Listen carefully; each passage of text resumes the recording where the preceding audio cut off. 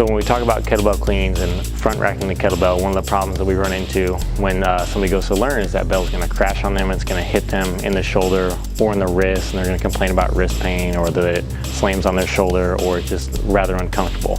So one of the best ways to teach that is to teach them from the top and down. So we set the kettlebell in the pocket, then we teach them to swing it back through here into a one-arm swing. Then we can assist them back in and get that motion where they turn the bell into the proper position where they can clean it or they can front rack it again. So one of the ways we do that is we use the bell. We're going to use two hands to put it in the pocket. And a reminder of the pocket, we're going to have our thumb on collarbone. That bell is going to touch our bicep, and that bell is going to touch our forearm right there. And my wrist is going to be straight right there in the corner of the pocket. So right there I've got that set, and what I'm going to do is I'm going to rotate my thumb over and then swing it back through into a one-arm swing.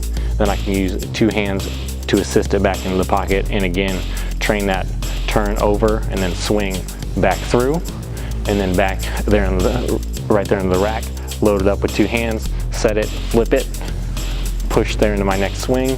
Okay, use two hands to set it back in the pocket, right there, flip, swing, so I can just front rack it there and turn and not have that bell crash on my body, but have it rotate around. But I can do this and combine it with that one arm swing there, front rack it again, set it up, and just repeat until I feel comfortable getting that bell in the front rack. So one way we can do that is go down to one arm swing and then back into one clean.